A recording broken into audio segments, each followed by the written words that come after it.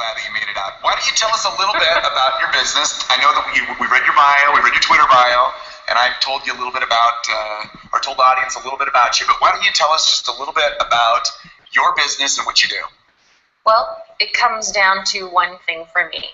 I believe that if I can support people in being their best self with whatever tools that I have in my kit, whatever I have access to, I believe that when you are your best self, you can do absolutely anything. Because life continues to happen, right? Life happens, but when you have you, and when you're aware of who you are, you can deal with absolutely anything. That's amazing. And now you got started really, really young, didn't you? I did. Yeah, you were like in your teens. Yes, I was. Tell me a little bit about that. How old were you? I was 16 years old, and I got dragged into a Tony Robbins seminar. I didn't really like him. You got dragged in? I got dragged. I didn't like him because my mom used to listen to his tapes, and when she listened to him, she called him these efficiency kicks and micromanaged my life. And so I had a lot of resentment to the man until, of course, I got taken to one of his seminars, and I felt like I was home, and I knew I always wanted to work with people. I always wanted to support people. But the first time I went to the seminar, I was like, this is home. This is what I'm meant to do in my life. And that was that. And he and a man named Joseph McClendon actually pulled me out of the crowd when I was helping people. I thought I was in trouble. And they decided to support and train me. So that's where it went. What was that like? It was the first time in my life I think I had ever been recognized for the skills and the values that I cherished. It was extraordinary. And what are those skills and values? Making me talk about myself. I just want to give them info. Well, we're going to get there. Who wants to know Farzana? Give her a huge round of applause. There we go. Because part of the value that you bring to your audience is you. Well,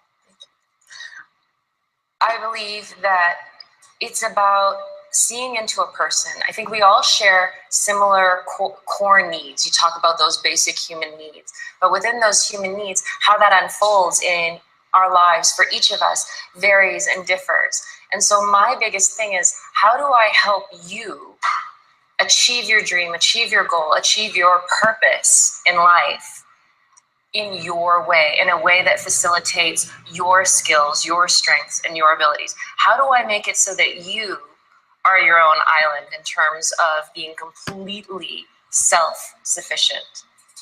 Amazing. Yeah. Absolutely amazing. And today, not only do you do coaching, but you also do some motivational speaking. Yes, I do. And you do some training. Tell us a little bit about the motivational speaking and training. So the motivational speaking, I am asked to come into companies, conferences, seminars. I speak a lot about meditation, efficiency, sales strategies, because we also share a subconscious background with hypnosis training. I do a lot of work in subconscious communication strategies. And tell me a little bit about what you mean by that. I mean, I think I know what you mean because I think we're in the same space, but I'm not sure that everybody at home really understands that. So what does it mean, a subconscious communication strategy? So they say there's a scale of subconscious extroversion and introversion. And depending on where you are in that scale, you like to be spoken to and you like to hear information in a certain way. And how many of you have had experiences where someone talked at you and you didn't like it? Okay. How many of you have had experiences where someone kept talking and talking and talking and just didn't get to the point? And you were wishing that they would get to the point faster. Right, exactly. So with these strategies, you find out who wants what type of communication. And in sales, and I've even done it with lawyers, right? When they deal with clients or they coach their clients to go sit on a stand to help a client understand their own communication style and how they like to be spoken to and how they like to communicate. And it makes for very, very effective sales. And you asked also about the school. So I have a hypnotherapy training program. It's 8 weeks. Nice. It's very, very comprehensive, and I'm really proud of that. And I cheat at meditation also. I have a program for that where you can learn about all the different kinds of meditations as well as the technique. So fantastic. Lots of exciting things. Super, super exciting. Yeah. Well, let's bridge into social media for just a minute. And first off, let's set up a background. And why don't you tell the audience why you think it's important to have a presence on social media today if you're in a passion-based business? Okay. Well, I mean, is everyone here in a passion-based business? Is that a silly question? Maybe a little bit? Awesome. So once you have your passion, how many of you want to make more money? Right. How many of you want to grow your businesses? Okay. How many of you are finding it very difficult to do that? How many of you enjoy sales? Okay, that's awesome. This is a good response. This is a good crowd. Good group. Yeah. Yeah. But I would say, how many of you also have had discomfort with sales? Sure. Okay, that's also everybody. All right. So I'm here to say that sales are the most challenging thing, but they are also the most important. Also, how many of you feel like social media is a bit of a head bender? A little challenging to wrap your head around it? How many of you feel like it might be a waste of time or you haven't been able to monetize or deal with it well? Okay, cool. Well, one of the first things, if you mind if I use the whiteboard here? Go ahead, please. Okay, so in every business, there are 3 things that are really, really important, and there are 3 components to every business. And can you guess what they are? I'll give you the first letter. Anyone guess what they are? Okay, so what they go are production, okay, operations, and marketing. The difference between businesses that make money and businesses that break even or go bankrupt are, so let's say, average business and the businesses that make money, okay? Is that in production, that in an average business, the amount of energy that goes into production is about 10%, okay? Operations, about 70%, true? And it's about 20% in marketing, okay? The difference, the true difference between businesses, and can anyone guess what the difference is between businesses that are average and businesses that excel in finance? Increase. The difference is this: 10%, 20%, and 70%. We flip these right there. That is the difference. So how many of you would like to make money and get lots and lots of marketing without investing a single penny? Thank you. Welcome to social media. All right. So I come back to this, and when I first started with social media, I did it because everybody said, well, you're a motivational speaker. A few years ago, I didn't even have a website. So I did everything wrong. I didn't market, I didn't do anything.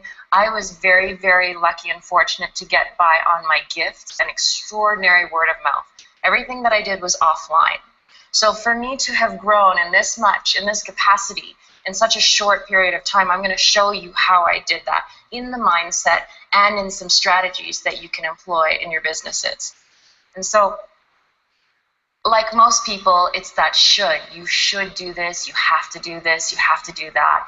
And when I started on Twitter, I didn't really get it. I didn't really get how to build community. I even hired people to help me, and it wasn't growing. People said, you should have more followers than you're following. You should do this, you shouldn't do this, you should only tweet business. No, you should make it personal. No, you shouldn't make it personal. And all of these shoulds kept, I kept getting hit with all of these shoulds, but it didn't make a difference. Nothing was actually working. Now, when you say it didn't make a difference, do you mean it didn't make a difference to your bottom line, or you weren't growing your following? I wasn't growing my following. It didn't make a difference to my bottom line, and I was expending energy without actually getting return. I'm going to focus on Twitter today more than anything else, because I feel like Twitter, it's a 150 character investment every time you engage in it. So that's a small investment of your time and energy for what I believe is potentially huge returns. I always talk about, does everybody know what a hydrogen bond is? They're the weakest bonds in existence, and hydrogen bonds are what bond water, but when you have them in magnitude, the surface tension of water from hydrogen bonds is so hard you could break something on the surface of water. Is everybody familiar with that? Okay, this is the power of a tool like Twitter and all social media, is the ability to get to people you don't know, right? When you're in a service-based profession or even in sales, or you have a product, it's often difficult to sell to the people you already know.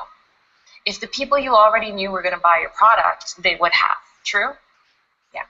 So I say, let's get to the people you don't know. Okay? And I call it the strength of weak ties, that hydrogen bond concept, the strength of weak ties. You have a lot of them, you get strength. Okay? So you've got that going for you. You understand the why of this. You've got a small investment of time and energy. The next thing is what are you putting out there? What are you specifically putting out there? And so we talked about this a little earlier today. Sure. What is your brand? Who are you? Who is your company? What is your product? What are you putting out there in terms of that? And so I always go back to that question that I mentioned earlier, is if you don't know what that is specifically, what is it? You have to ask the question, what is it that people thank you for? What is it that they are grateful to your product for? What is it that they are grateful to you for in a conversation, in an interaction? And I don't care if it's your gardener or your kid's kindergarten teacher or the barista at the cafe, whoever it is you interact with, your employees, your colleagues, your family, what is it that people thank you for? And I know we talk about how your family sees you in one way and the people who know you see you in one way, but they will thank you for something. And what you will find is there will be a consistent thread across that gratitude from all of those people that is going to highlight for you where you want to target. When people have a need, or to quote Rich, when they have a conflict and you provide resolution for that, there is gratitude. Gratitude is the answer. So you focus on that, you've got your brand.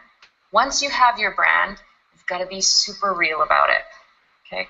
You must be, if it's you yourself, and I use that example because that's what I do, you must be who you are off camera. When they see you on a Saturday morning and you're in sweats, you still have to be who you are in that moment is in line with who you are online. Okay? Those values that you put out there must be what are here.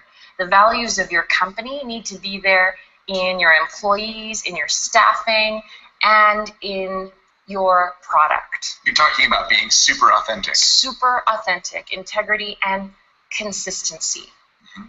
The next thing, you must add value. If there is not value in what you're doing, if you don't believe there's value in what you're doing, just stop. How do you know that there's value in what you're putting out there? Thank you. The thank yous. The thank yous. You will know if there's value. It's the thank yous. If you've even helped one person, if you've even touched one person, then you have value. Okay? And if you are someone who forgets that, or if in your business there's a tendency to lose morale, set up a gratitude wall. Set up a wall where you can see it every day. Put the thank you cards, print out the emails, print out the notes, post those things up there so that when you're feeling discouraged, you go up there and you remember the why of why you're doing this, those thank yous. Those are really, really important because I want you to have the mindset of always staying in that place because gratitude is an abundance-based mentality, right? So when I was working in Twitter, people were saying to me, you have to have more followers than are following you. It was ego-based.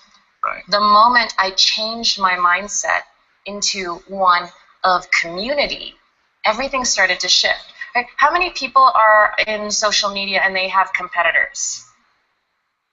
That was a trick question. That was a trick question. We think we have competitors. Okay? There's no such thing as competition. Okay? In the world of social media, your competitors are actually your community.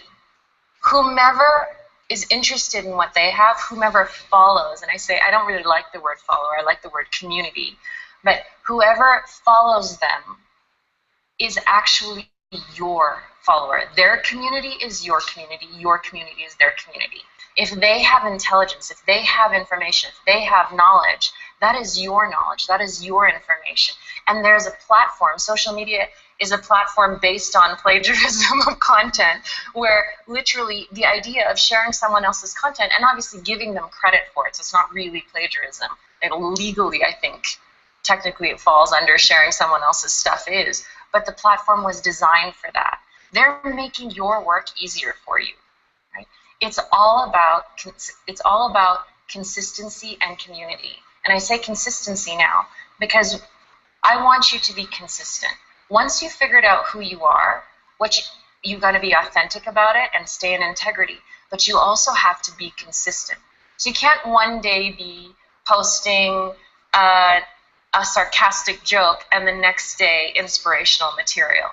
It must be consistent all the time. So when I post things based on being a motivational speaker, everything I post is a resourceful, positive insight that maybe has a playful tone to it because I like that. I never stray from that. I interact with people that are positive, I communicate with them, but I always keep consistent. And it's important because then when people scroll down my feed, they see that consistency again and again and again. It's like what Rich said, you have to have a niche, right? You have to have your focus. Remember, your brand, what do people thank you for? Once you've found that, put it out there with authenticity and do it with consistency every time. Okay. So back to community. Okay. So here is the issue. I'm paying all these people. I'm saying, I need you guys to grow my Twitter community. I need you guys to grow my social media. And it wasn't working. It wasn't working because in the online world, I was coming from a place of ego, which isn't really who I am. It doesn't align with what I believe in, not what I desire to go out into the world with. But I was coming from a place of that. And I realized that if I met someone in a cafe, that if I met someone on the street, that if I was just walking down the street, I make eye contact with people. I smile at them. If someone thanked me for something, I would say thank you back. I'd probably hug them because I like hugging, and hugs are their own food group, period. There's no debating. Hugs are their own food group. And so I thought, well, I'm kind of being a jerk online. I'm not being very nice online. And I thought, all of these people are following me. They're liking my tweets. They're retweeting me. They're actually sharing my content with other people. That's a lot more than a handshake. That's a lot more than a handshake. And so I thought, you know what? Let me shake their hands back, right? If a real person came up to you and put out their hand and said, hey, nice to meet you. I really appreciated your talk today. Would you not shake their hand back? You shake their hand. Okay. So the same is true of social media. It's social. It's about community. And in community, we include people. We connect with people. We're real with people. So I started to shake hands. And the moment I started to shake hands, that was when things started to grow. That was when things started to blow up. Tell me a little bit about more what a handshake is, just to help kind of put that in perspective. So on Twitter, what would you consider a handshake? On Twitter, I consider a handshake following someone back. The moment you follow someone back on Twitter, they can send you a direct message. They can send you a private communication. Now, I do get a lot of spam private communication, and I have someone who goes through and filters out the spam, but I also have gotten some of my most amazing speaking opportunities from those direct messages from people who are like, hey, your stuff is really cool. Can I talk to you a little bit more? Can I set up a time to talk to you? I really think you could benefit my community. Absolutely. It comes that way. And there's a factor of having numbers in that size, the strength of weak ties. It's called street cred. Okay? It's called street cred. When you can build a community that follows and is into what you believe in, that's huge street cred, right? Street cred is what will get you the bookings. It's what will get you hired. It's what will get you your publishing contracts. It is what will get you out there, right? It's all about who you know, true? And I had a friend who did a TED Talk, and he called it, every conversation counts. So do the ones online. Just because the person is in a little icon and they have a small blurb or no blurb, it doesn't mean that's not a real person. Granted, I don't follow fake accounts. I don't follow fake accounts, and there's lots of. But this goes into another question though. Yeah. How do you identify the right people to connect to based on? Just about getting there. Okay, you're just about getting there. So we're moving in the right direction. We're like beating thoughts back and forth right here, right? So the right community is those people that you thought were your competitors, or this, because I know what happens. I've been there too. When you're not doing well in work, those people that you think are your competitors, you're a little bit jealous of them, a little bit resentful, like, oh, that person, I don't like the way they do it. Okay, well, you're going to do it as well. And you're going to take their community and make them your own. So what I say is, if you have someone, or you know of someone that is similar to you, or that you consider that your competition, make them your community. They are now your best friend, because their followers are your followers. Shake the hands of their followers. And when you're shaking the hands of their followers and you're putting out consistent content with your brand, in that moment, that's when you're actually going to really grow your community. It's the best form of networking. So it's not just following them, but it's also seeing them. If they liked that person's content, they've likely tweeted something, retweeted something. Retweet other people, okay? Give back. Just make sure that what you retweet is consistent, and make sure that it is a real person, that it wasn't someone who does webcam videos. I won't say anymore because we're PG here. And who posted one intelligent thing. Scroll them. Takes a little bit of investment of time when you're building community, but so does going to a networking event and meeting people. But what I'm also saying is, you have an opportunity here in the people that are similar to you in social media to have all of your community, all of your tribe already in one place in a list that's formatted, and all you have to do is click a button. Click a button, look at them for a second, and maybe even, send out a blurb. Maybe you start even sending something out to companies and looking for specific companies, and for someone like me saying, hey, I really think I could benefit your company with this talk. Right? For instance, I'm going to do it right now. I'm going to say to you, is there anyone in this room who feels like they've learned something so far? Okay. Is there anyone here who has a company or a business that they think would benefit from what I've talked about here? Okay. If you feel that way, see me afterwards, or in online social media language, we say, send me a DM. Send me a DM, or here's my email, here's my contact, connect with me, because I would like to offer that for you guys, right? Right now, I just made myself 20 opportunities to speak. True? Is that easy? Okay.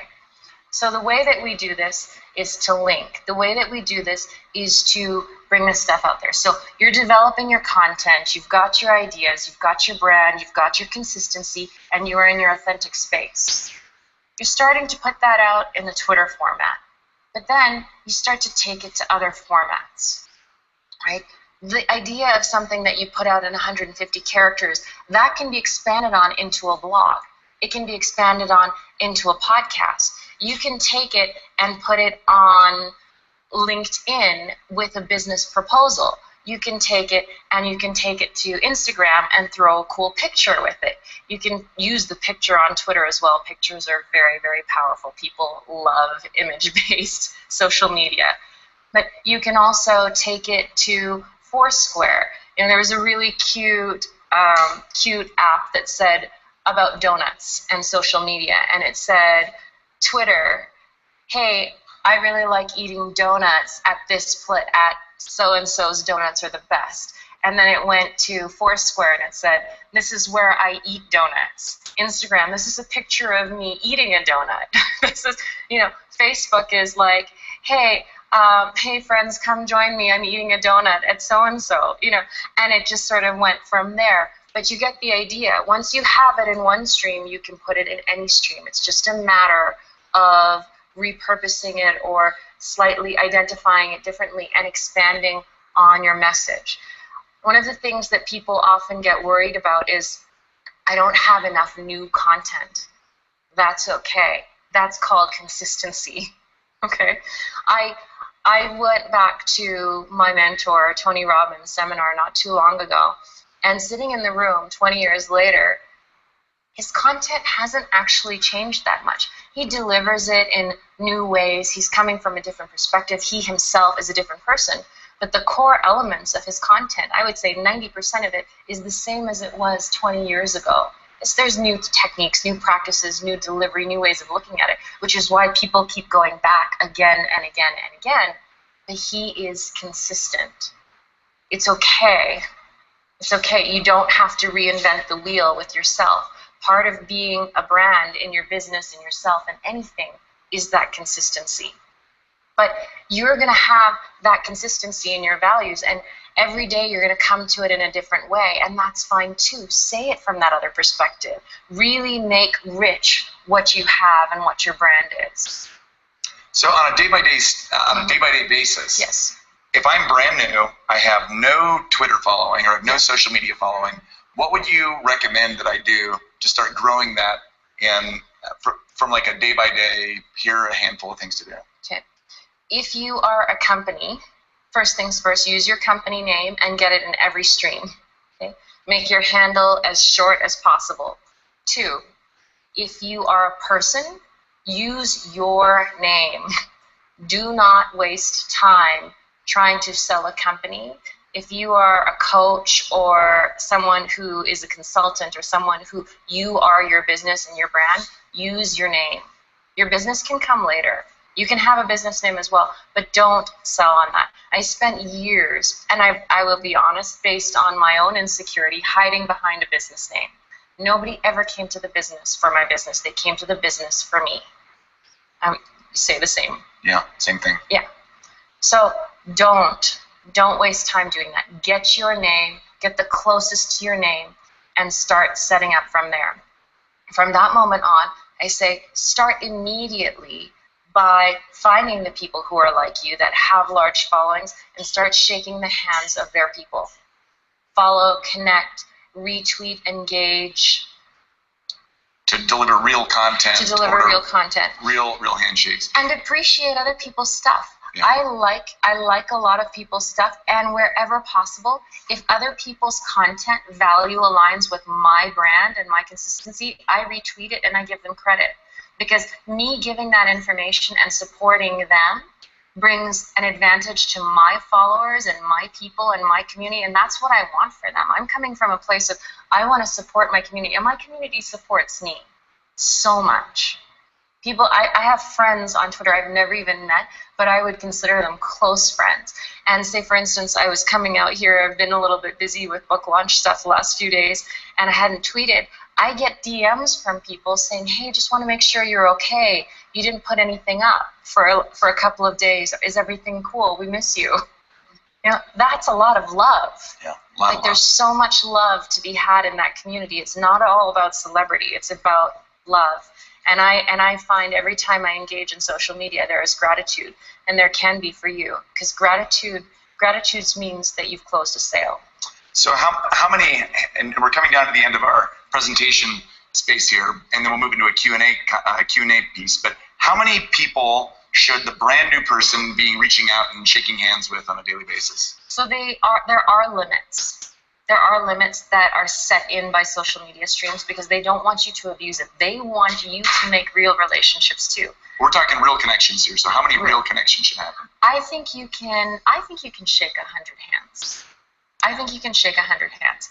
I believe that if you gave yourself half an hour in the morning, that's when I used to do it.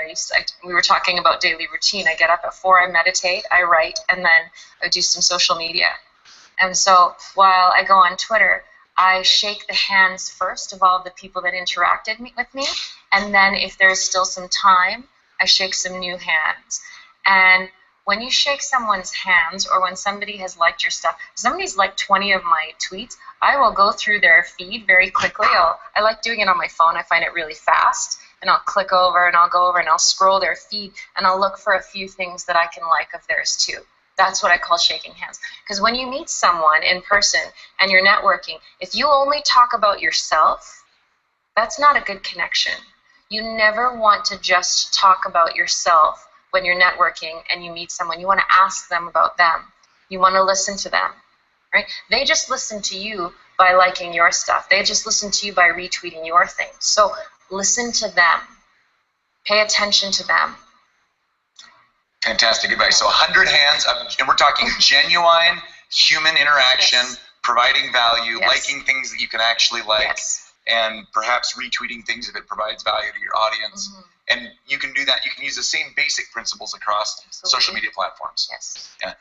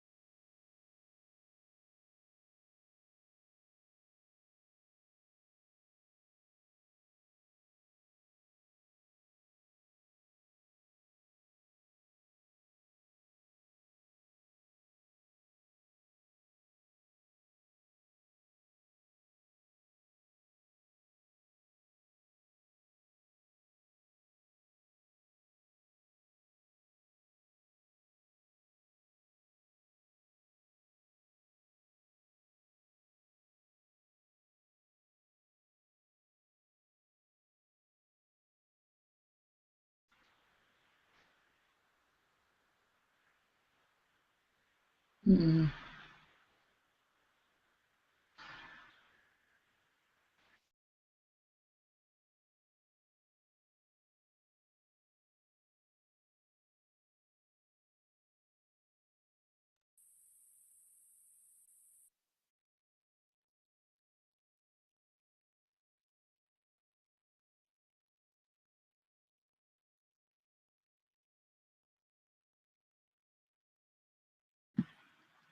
Just wondering. I was muted until a second ago, but can you hear me now? I'm talking.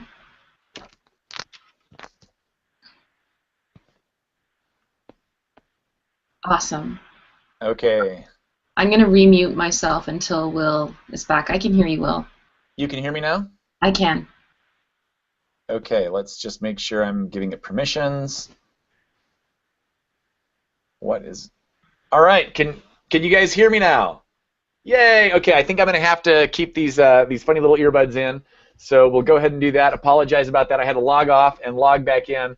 But what I was saying when I was speaking so eloquently to myself over here is I was saying that I just learned a tremendous amount again by tuning in to Farzana and listening to what it was that she had to share. I mean, who thinks that what Farzana just shared was worth hundreds of dollars or thousands of dollars to you inside of your business over the next year? And I truly believe that with a daily strategy like she's talking about of going out and shaking hands and building relationships, that over a lifetime, the value of what she just shared is invaluable. Because in essence, I believe that the true value in any social media is that we have the ability to build real relationships with people. And I think just following the simple little suggestions that she outlined there could help any of us. But Farzana, as you went back in and watched your own content, tell me, I want to ask you a couple of questions, and then we're going to go just about what you got by going back through your own content and anything that you might add now that you've had a little bit of time to think about it. And then we want to know, we want to get some questions out from the audience. And Vanessa, I know that you're on. Vanessa, if you could start combing through the questions and singling out the ones that you think would be of the of the greatest value. We're going to go about 30 minutes or so with Q&A to make sure that that things move along. But Farzana, first, let me just ask you, what was it that you are noticing as you're going back through the content? Is there anything you'd like to add, or is there anything that that you'd like to clarify? Well, one, I have to say, you bring out the best in people, Will. Thank you. You make good energy and good community. right there. Thank you. I think the one thing that I maybe didn't touch on was being positive, no matter what. And I'm not saying hide your sense of humor. I'm not saying don't be witty or don't be, don't be playful or to not have any form of sarcasm. If you've got dry sense of humor, be dry about it. But I really, really, truly believe that in terms of a vibrational scale and what's available, I mean, we talked about it when we were in Denver about how gratitude, I believe, is the highest vibration, one of the highest forms of love energy. But positivity is, and so I've talked about this law of resonance for a while. Are you familiar with the law of resonance? Sure, but why don't you go? I want you to go ahead and give it to us here. This is good stuff. Okay, so there's this scientific law of resonance, and the law of resonance states that the most dominant energy in any situation will entrain all lesser frequencies to its frequency. Now, you can have dominant, well, let me give you an example. So you have a daily routine, and you go out in your day, and one day you wake up and you are on top of the world. Maybe you're in love, maybe you had a promotion, maybe you had an epiphany, maybe you figured something out in your world, in your life, and so you're going out there and you go through your daily routine and traffic seems to flow well. You go to your local cafe and the barista's like, hey, this one's on the house, chat with people. Everywhere you go, positive interactions. But then we also have days where we go through the same routine and we wake up and there's a tightness in the air and maybe we didn't sleep quite so well and the snooze button came on at the wrong time, or the alarm went on at the wrong time. You snoozed a few times. I believe Satan lives in your snooze button. So, he hides out there for sure. Yeah. And so you go through the same day and the same routine, and all of a sudden people have road rage, and you go to the cafe, and the barista who gave you the free coffee doesn't even seem to know who you are today, and everywhere you go, it's these negative interactions. But similarly, we have days that are neutral, and we go through the same routine, and we meet one positive person, and they pull us in one direction, and another person who is really negative, and we feel tired and down, and we kind of get pulled around. So the idea of the law of resonance and the principle of entrainment says that if you are the dominant force, all other forces, everything around you has to entrain to that. There are dominant negative energies, but on a vibrational scale, frequencies that move faster, i.e. colors of light versus white light, which is the fastest, things that are at that higher frequency, when in a dominant amount, are the most powerful force. And so my belief is, and part of being your best self and what you put out there consistently, is be dominant in who you are and be as positive and high vibration as you possibly can. Practice gratitude, put out good stuff, make every person, place, or situation better. Add value in whatever you're putting out, content, whatever you're selling, believe in it. Like I said before, you sell from your heart. You don't hard sell, you heart sell. Something my friend Colin always says. And so I think that is really, really important. And it is there in science. For instance, if you were to take a shop full, like back to the law of resonance and that definition, if you were to go into a clock of ticking clocks and you were to roll in a large grandfather clock, that grandfather clock, its pendulum, would actually entrain, meaning cause all of the other pendulums to swing in sync with itself. Wow. So all of the pendulums of every other clock, all of the tickers on every other clock would start to sync up with it. And they even do tests where they put two clocks of equal strength next to each other and set them ticking at different paces, and eventually they tick in sync. Wow. They entrain to each other because they're in sync with each other. It's pretty extraordinary. So that's one thing that I would add is stay positive, keep your energy high, always be consistent in being not just you, but your best you. This is a really important principle. Mm-hmm. I'm getting a little bit of feedback. I don't know if anybody else can. But there's a motivational speaker named Jim Rohn who's passed on a few years back. I'm sure you're familiar with his work, but he said, to attract attractive people, you must become attractive. And he wasn't talking about being physically attractive, but putting out an energy that is attractive to the other people. So as you're talking about building a tribe online, as you're talking about building your social media audience, if you're showing gratitude, the people that show back up are grateful people. If you're kind of toxic, the people that show back up into your tribe are also kind of toxic.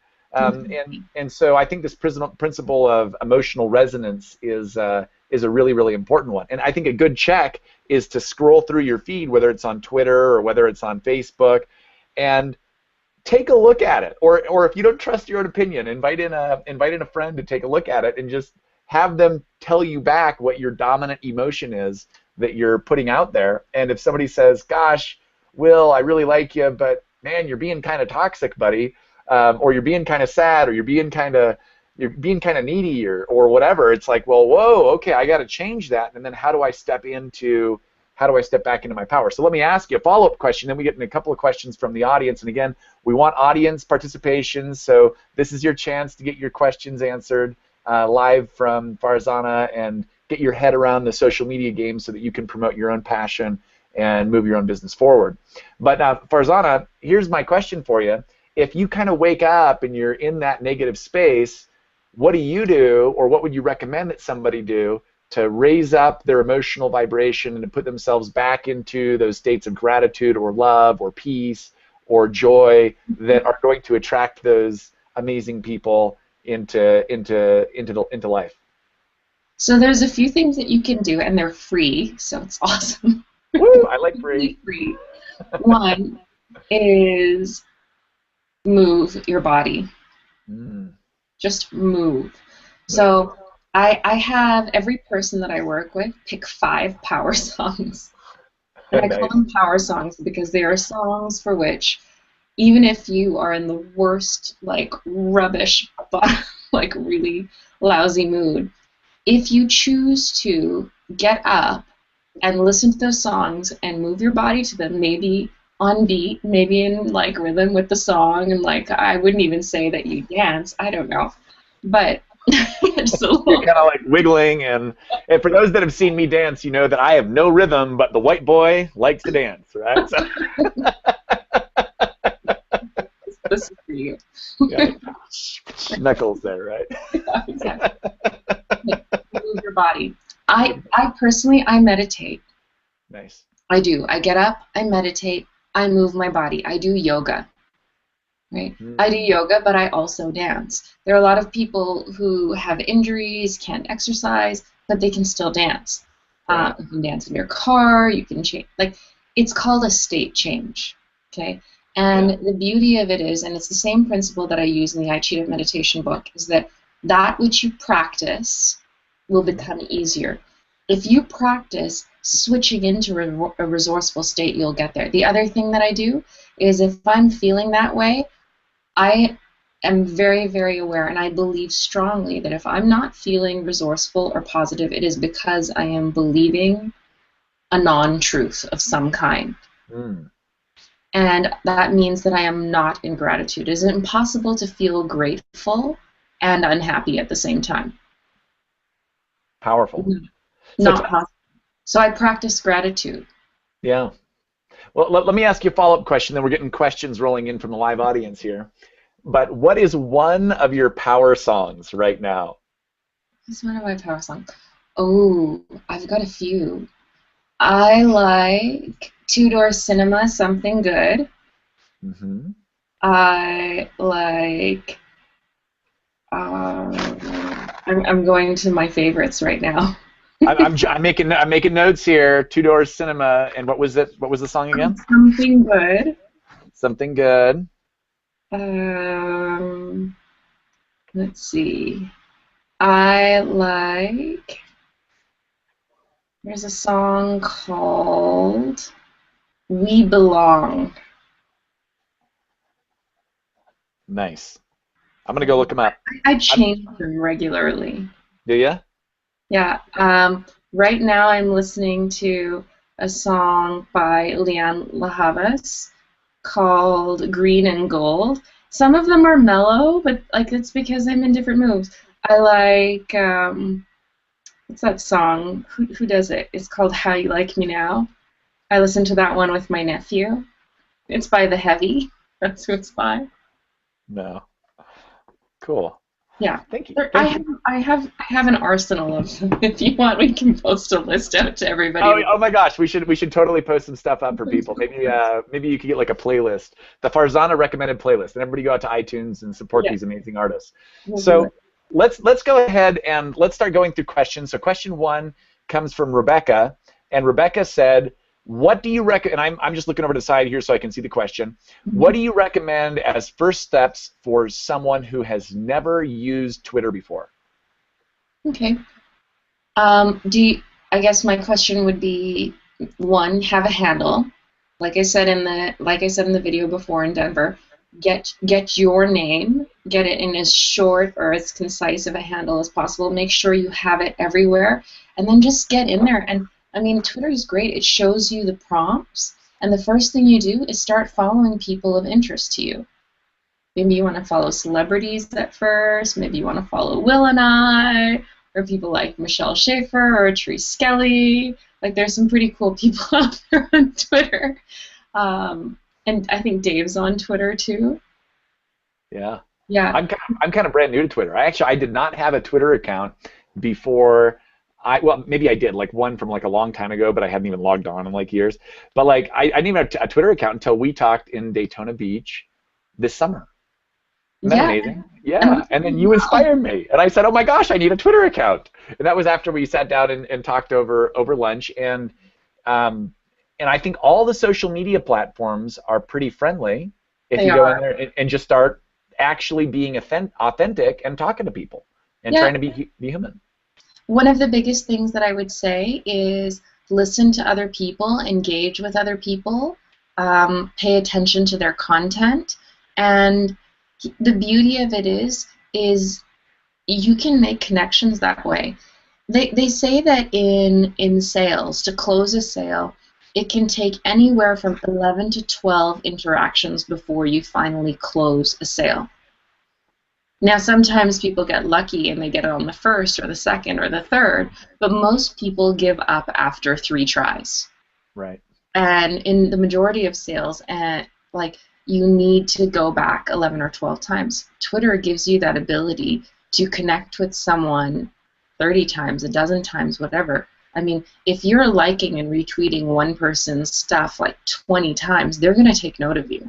They're going to notice. Yeah. There are people who I didn't know for a long time, but because they kept engaging, I'm like, oh, I now know their names. I now know their handles.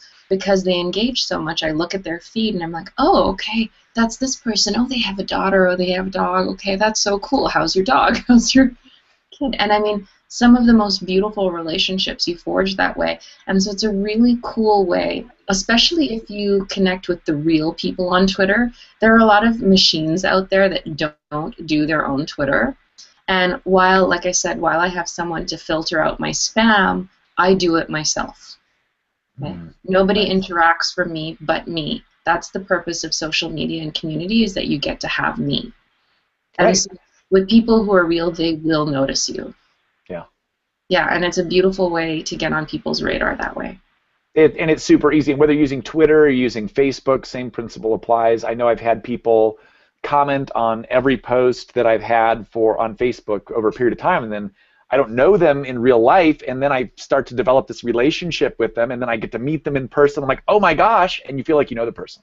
Mm-hmm. And the beauty of this is with Twitter especially, is you can start building those relationships because of the way that you can start interacting with someone even one way almost instantly. And Twitter gives you an amazing ability to interact with almost any influencer on the planet that is paying attention to their own account, and that's super cool.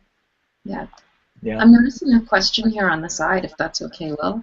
Yeah, let's go to, we got, I think, 5 questions. We just went through number 1. Do you want me to read off number 2? So number 2 is, Brian, where or how do you find content that your followers love? And do you use any tools to track trending topics? So that's 2 questions. So let's go with the first one. Where do you find content that your followers love? So you're going to do it from interests. Okay, what are you interested in? What's important to you? What are you passionate about, right? It goes back to that whole, what do people thank me for being? You find out what your focus is, you find out what your gifts are, and that's what you're going to be tweeting on majority of. I don't tweet anything that's not in line with my core message. So if it's not positive, it doesn't get tweeted. Not ever, not never. That said, at this point in time, I tweet the little thoughts that come into my mind. So little aha moments that I have, little insights that I have. I tweet people like when Will or Michelle or people in my community who I've found are like, actually they a lot of them actually started out really small and had maybe 200 followers, but they kept connecting with me and their content was so good. It was so amazing, and I was like, it's upsetting to me that such good content isn't reaching more people, so I retweet them.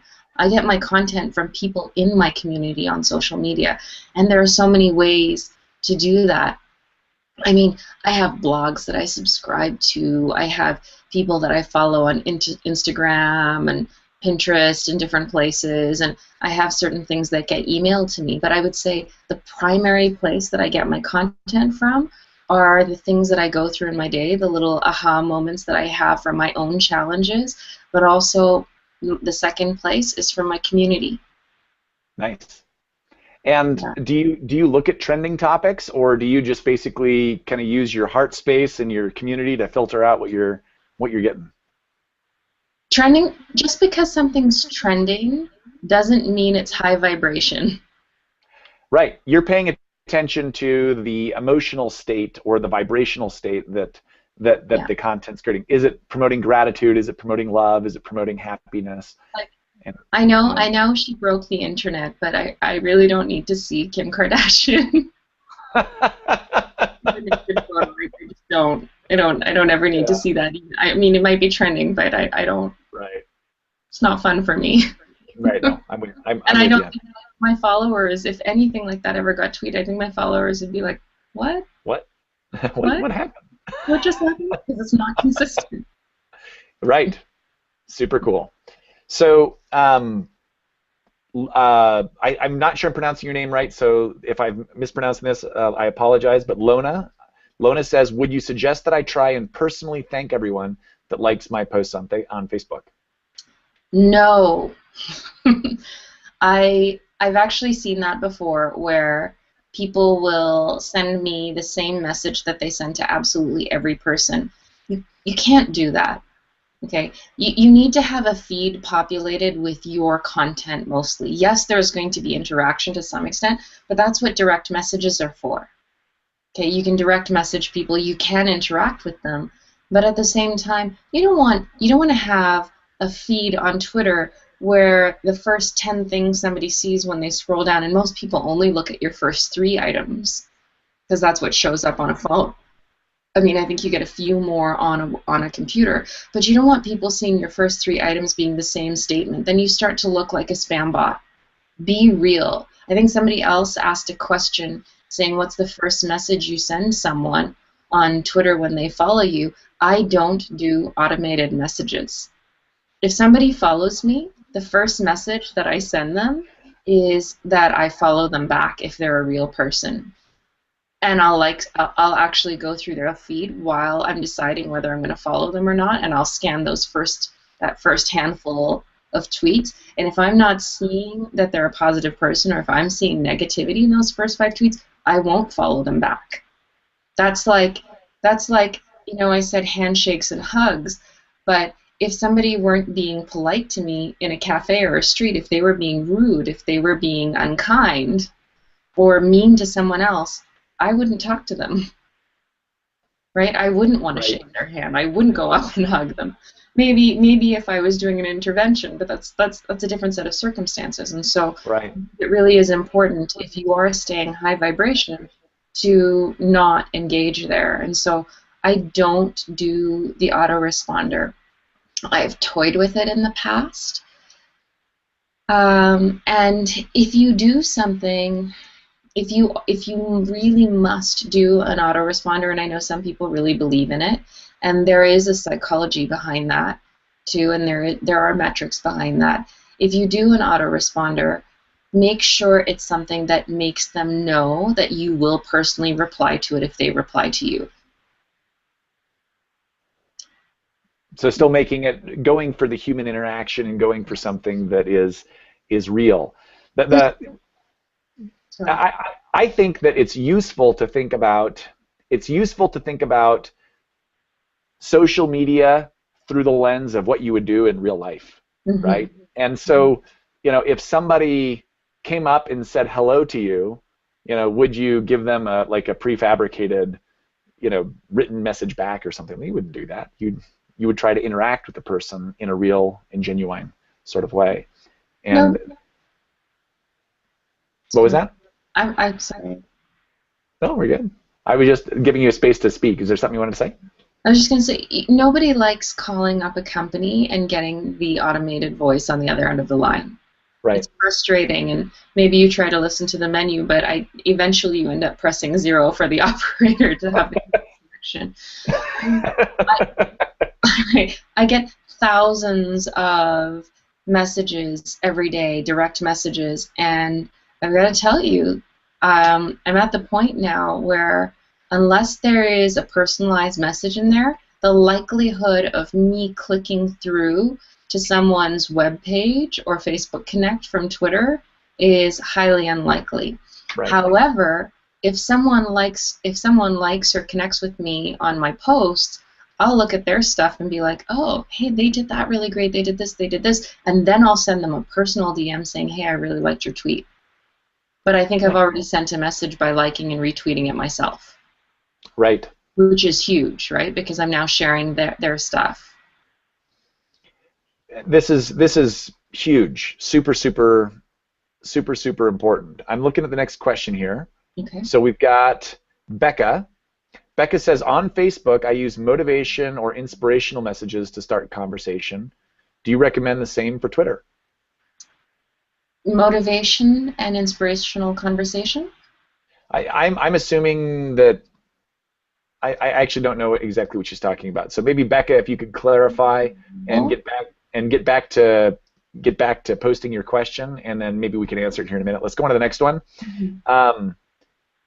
And this is from, I actually doesn't say who it's from. Maybe Mike maybe. It says, when someone follows you, what is the first? Okay, we already got that. Mm-hmm. I think we already answered that. So let's go to number 6. Do you use your tweets to build other social media platforms, or do you link back to other, like your Facebook, or do you link back to LinkedIn or anything else you're doing? I have started to do that. It is something that I know is a weakness on my part, is interlinking, and you can do it. The worst thing you can do, though, never push. Okay? Never push your tweets to Facebook. People on Facebook is more personal. It's more friends, and friends do not like you posting your tweets on Facebook. Okay? People are a little bit... the Twitterverse is a little bit more open to Facebook coming to Twitter, okay, or Instagram being shared on Twitter because they're visual. But for the most part, keep your platform separate. And I know that's not what you're saying. I have used Twitter to say, hey, I opened an Instagram account. I started Instagram like this year, and it's already taking off. But I mean, I'm not a selfie person, so don't like the selfie. No selfies.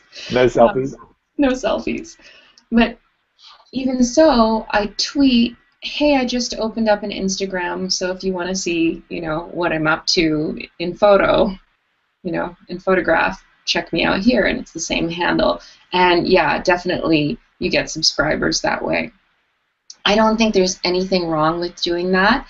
It's like the whole purpose of those platforms is to let people know what you're up to. Just before I got onto here, I tweeted and I posted on Facebook, just, the replay is live right now and Q&A will be live in 20 minutes. And I and I did a little mini Facebook chat where everyone could see my little video icon in the corner of like waving at people for a little Facebook Live. But you can absolutely do those things, but it's how you do it, right? When you're on Facebook and it's mostly your friends, if it's not from a business page, you need to consider that this is you talking to your friends. And how do you present that? Are you presenting it as, you know, I know better than you, or are you presenting it as, hey, this is what I'm up to? Right. Right? Hey, this is what I'm up to leaves people an opening for them to say, hey, that's really awesome. But there are platforms where you can sort of be preachy, and there are platforms where you've got to be friendly. And I think Twitter allows you to be a little more preachy. Does it allow you to be a little bit more preachy? Yeah. I think in general, I think your advice is really powerful to take time and to make sure that your content matches the platform that you're putting on. This is good life skills. You would show up to the cocktail party a little bit different than you would show up to the C-suite meeting, right? Exactly. You'd show up to a beach volleyball party a little bit different than you'd show up to your local networking event. And each of the platforms really has their own personality. I'm still learning the Twitter personality. I'm more versed in the Facebook personality. That's where I've spent more of my time. But it is interesting to watch how different each platform is, and I think it's important to make your content match or be native to that platform. So great answer here. We've got some awesome. Who's getting awesome value from Farzana? Give me a hand raise in the comments. Say hey if you're learning something. I think this is brilliant stuff. We're going to take a couple more questions, and then we're going to go ahead and wind things up. I know we promised about 30 minutes of Q&A, and we're probably moving in that direction already. But let's take a couple more questions. Is that all right, Farzana? Mm-hmm, absolutely. Okay, cool. Want to make sure we're giving good value here. So next question, Courtney says, should my target be more specific than holistic health? That covers nutrition, mindset, and remedies. Should I just choose one of those three to be consistent, or is anything holistic consistent enough? Well, there is this thing called tail end marketing, and they say that there is sort of like, if this was like a scale here and you draw a curve on it, yes, there's more people up here, but because there's more people up here, there's more competition up here, right? And the more you go down to the end of the tail, or the tail end of the scale down here, it may be a much smaller area, but the more specific you become in what you put out there, the more people will tune to you as the expert for that. And so my question to you is, what is the part of what you do that you're the most passionate about?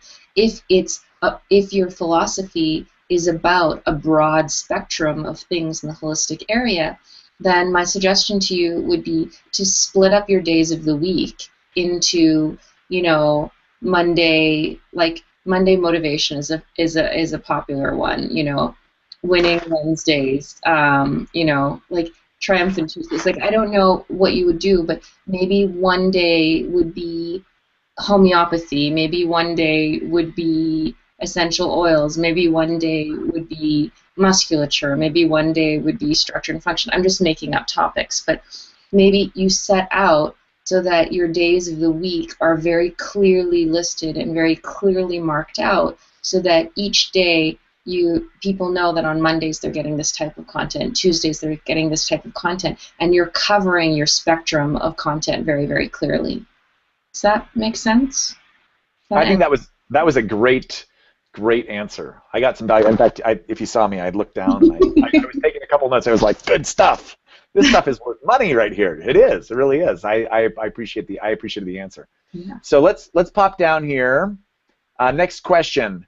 How long did it take to get to where you're on Twitter with almost, and here he says 133,000 followers, but I think you're closer to like 170 some odd thousand followers, aren't you?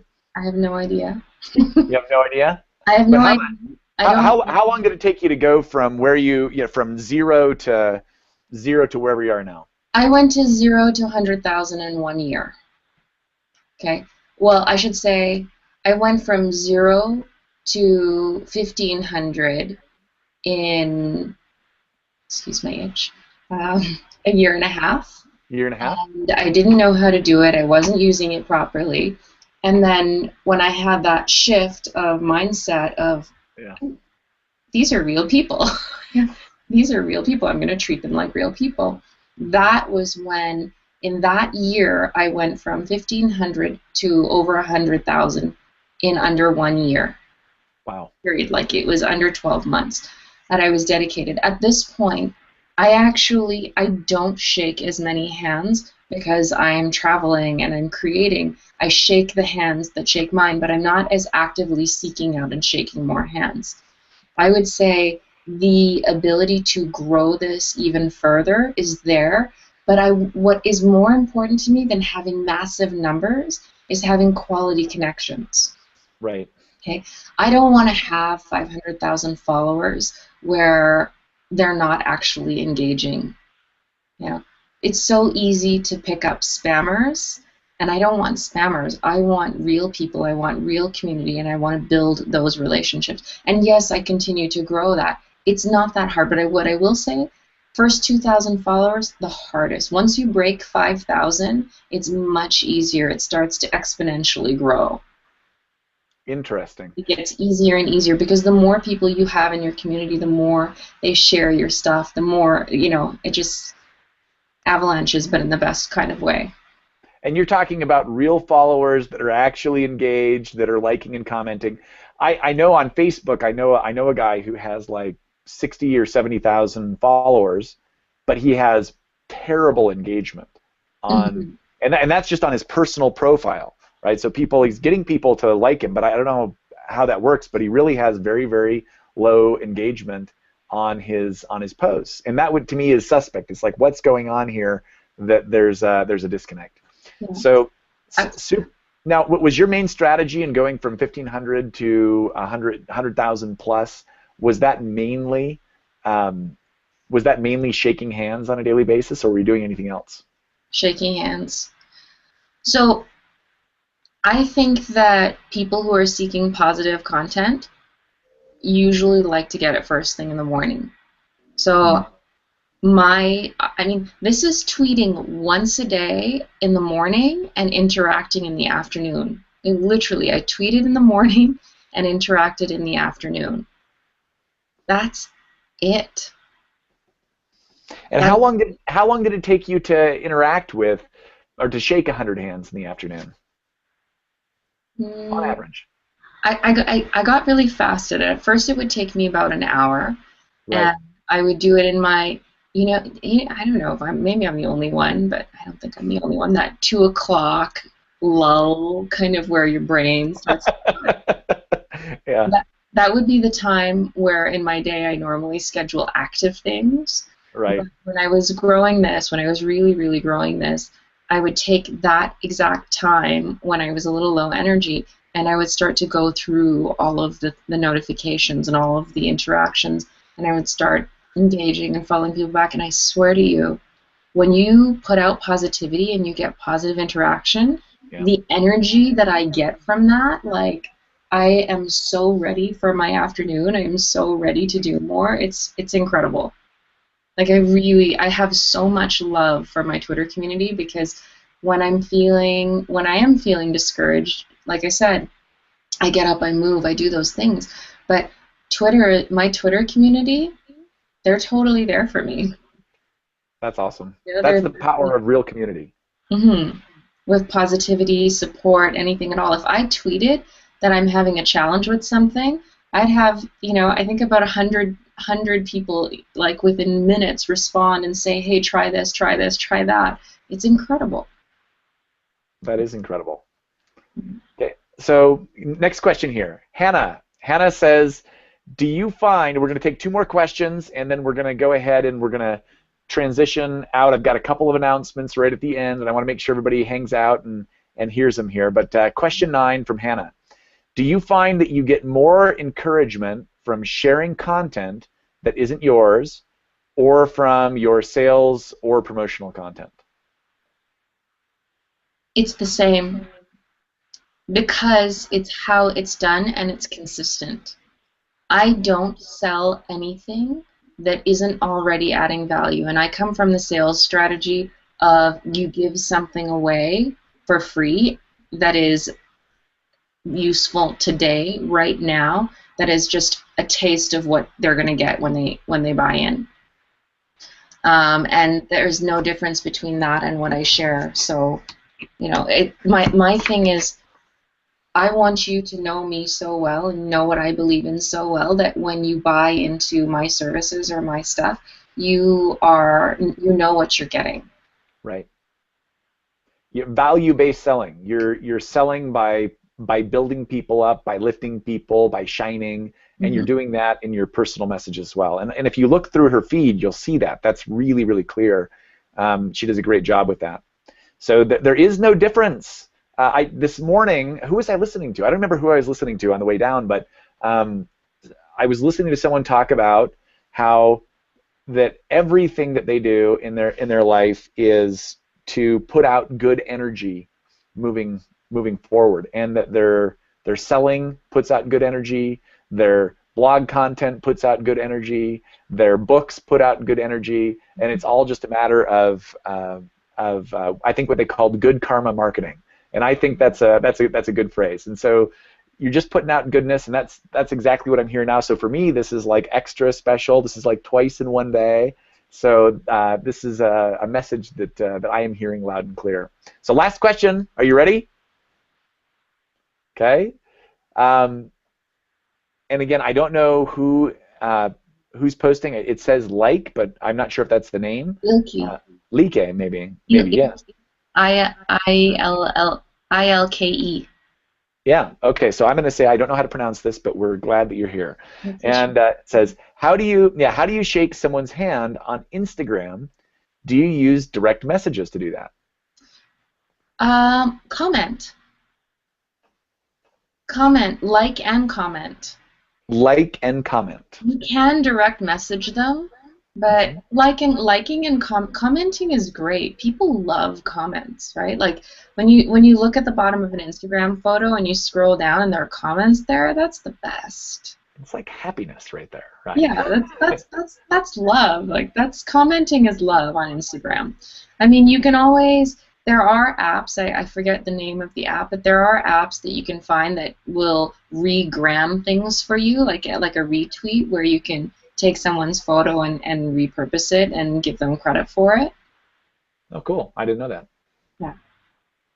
So there you go. So we've gotten some amazing material. Again, in the comments, what I'd like you to post, just so that we can see it here, is I'd like you to just post what it was, and I'm trying to get back into the other chat, but I guess I am out of that other chat. Hang on. Oh, What's one quick one, though? How many tweets do you send per day? How many tweets? Yeah. One, and sometimes none when I'm on the road, and that's because I'm a real person and I don't fake tweet. Right. I think I may have accidentally locked myself out of the other chat, so I can't see your comments, but Vanessa's looking at them. Here's what I want you to do. First thing.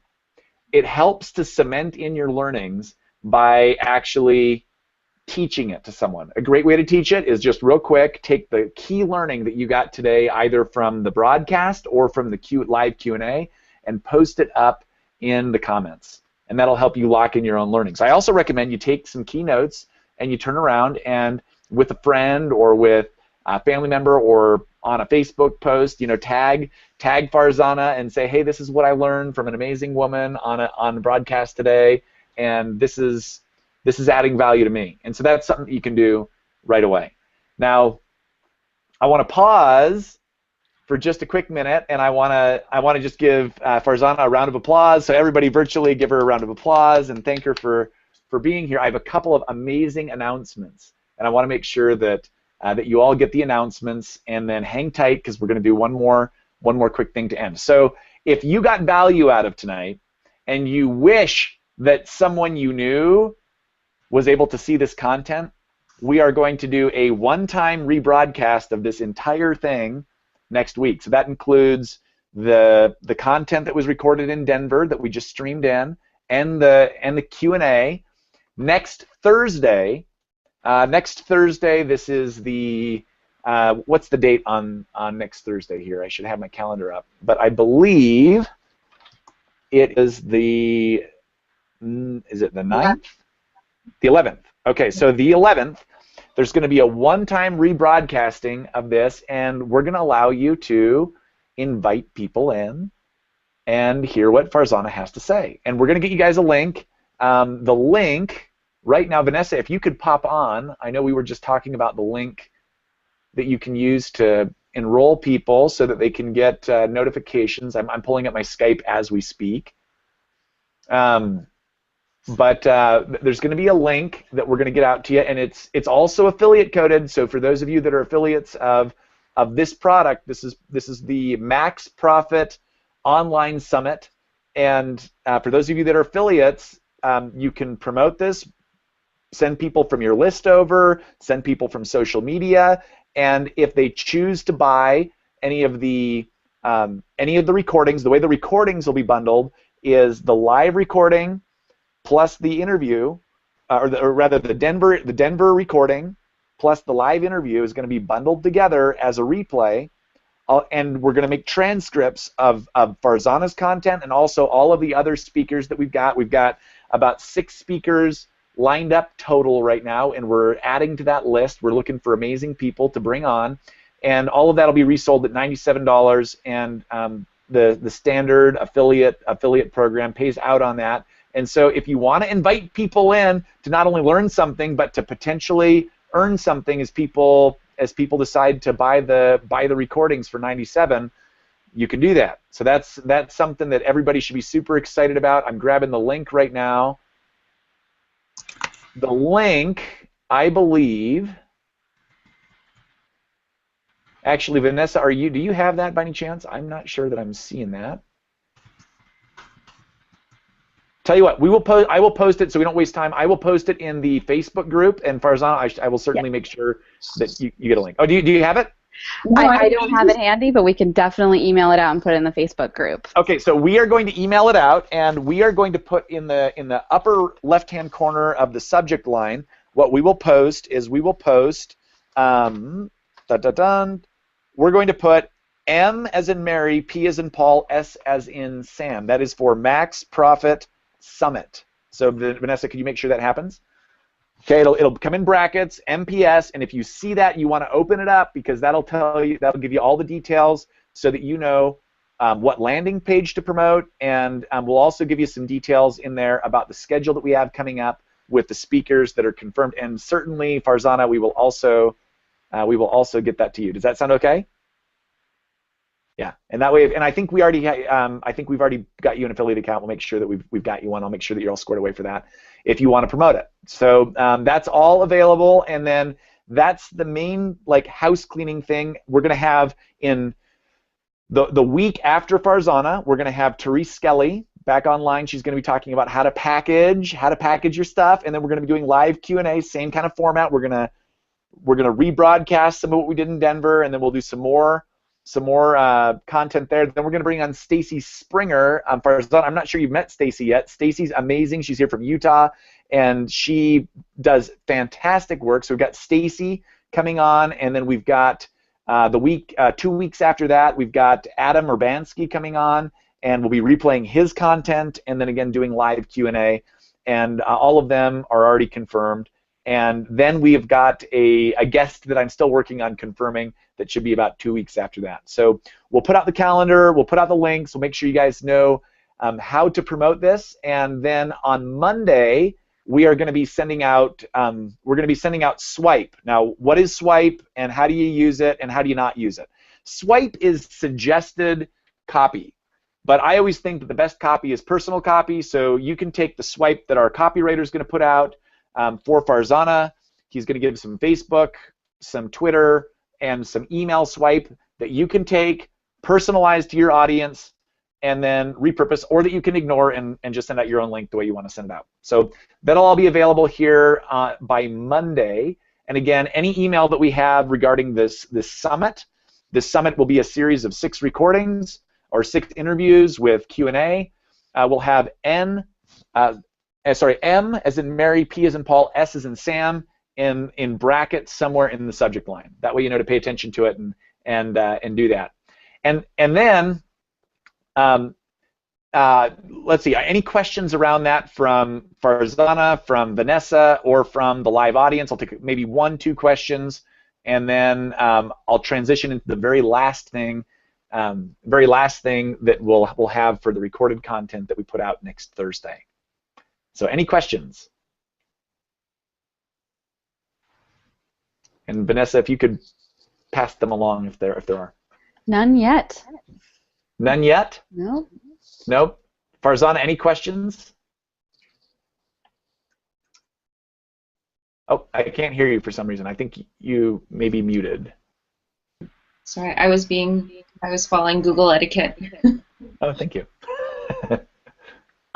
Just that, that I stand by what I say on social media. So if you want to add me on Facebook, if you want to add me on Twitter, I'm about to go out of town to Africa for a few weeks, but I will be on top of it. There might be a bit of a delay, but if you do have more questions, I'm here. Absolutely. And before we, I want to do this next segment because I think we're going to probably chop out this last little segment for the rebroadcast that we're doing. But I'm going to say this twice. So I'm going to say this once off the record, and then I'm going to say it once on the record. Off the record.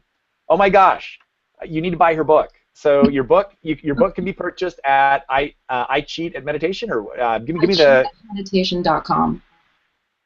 And why should people buy the book? Like who is the book for, and what is the book about? Tell us a little bit about it. It's for anyone who believes that they can't meditate. If you didn't think you have time, if you thought it was too hard, if your mind was too busy, it takes years to learn. You have to be spiritual, you have to be religious, you have to be otherwise. Basically, you could believe in anything and still use the power of your mind. You could be spiritual and still use the power of your mind. You can believe in God and use the power of your mind. You can believe in aliens and use the power of your mind.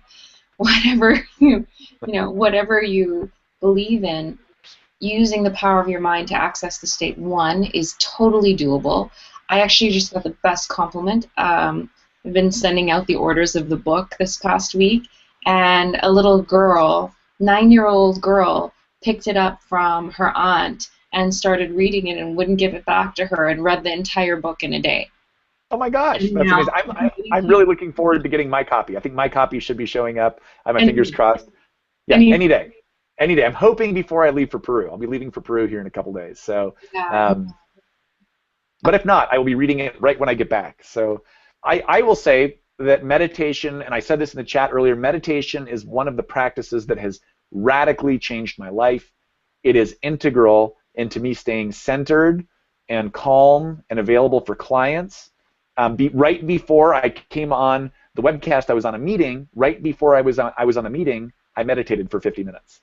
And it changes the way I show up. And it doesn't mean that it does. I still am looking for like amazing powers. Like I haven't yet started to like breathe yoga fire or walk on water or bend steel with my. Okay, I bent steel with my mind once, right? But no, I mean, no amazing meditation powers yet. But I haven't teleported, not even once, right? What a disappointment. But it has absolutely been key for me showing up with peace and calming the chatter in my mind and really helping me through one of the most difficult times in my life several years ago. And so if you're looking for mind-based resources, I think that learning meditation is one of the best skills you can do. And if you haven't ever been exposed to it, I have every confidence that Farzana's book is going to be an absolute home run. And I'm looking forward to reading it and then recommending it to my clients and my friends. And so I just wanted to say thank you again for coming on, Farzana. Thank you. Let's go. We're gonna wrap up here. So what we're gonna do is we're basically this last little sandwich piece where we're talking to the affiliates. We're gonna delete out, and then I'm gonna give a call to action. Now I want to before we go back live, I want everyone to understand if you are already in the Next Level Mastermind, you will get the Q&A content that we did today. You don't need to repurchase it. You already have it. Okay, so please don't go and rebuy it because you own it. Okay, if you have the Max Profit Accelerator, which is the product that we filmed in Denver, on that day. You don't need to rebuy the studio content. You also already have it. I'm going to be giving a call to action for any of our guests that we invite on that are coming on that don't have those products. And so that'll be a $97 product, and it's going to be, again, the replays of everything that we're doing here in the online summit, plus the live Q&A, and there will also be transcripts of everything that is said that is bundled into those recordings. So I'm going to be giving a call to action for people to click on the button and to buy that. If they enjoyed the content, that'd be the next logical step, and that will be something that, again, will be commissionable if you're an affiliate for the product. So with that, we're going to go back live, and maybe Vanessa, if you could give me a thumbs up when we're ready for that, or just tell me we're set, and then I'll go ahead and do that, and then we'll wind up, and I'll also tell people about your book, Farzana, and that way people have a chance to go ahead and get that. So are we good? Okay. So I'm really glad that you guys came out here. I just wanted to give Farzana a huge thank you for being here. Farzana, you've added a ton for me and for my business. I took some notes. If you saw me like looking over here to the side, I was writing down things. I learned some really key things from you, and every time we talk, I learn something new. In fact, even going through the recorded content from Denver, I relearned some things that I had forgotten, so I'm really glad that we went through it again today. And before we leave, I have two quick things for the audience, and the first is I want to make sure that everybody knows you have a book coming out. Your book is I Cheat at Meditation, and tell everybody where they can find it. And this book is going to be amazing. I'm going to be getting my copy in the mail here over the next couple of days. You can get it at icheatatmeditation.com, and it'll be in stores at the end of September. End of September. But amazing. When it gets to the stores, it's going to be very expensive. But you can order it at icheatatmeditation.com. And you'll get it much sooner.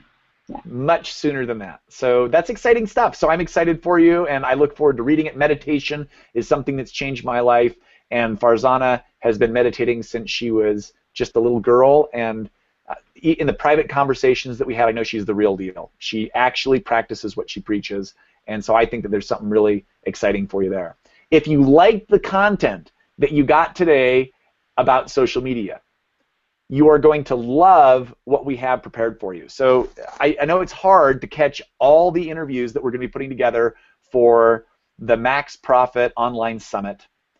And if you got value out of this particular interview, we've got other interviews coming up.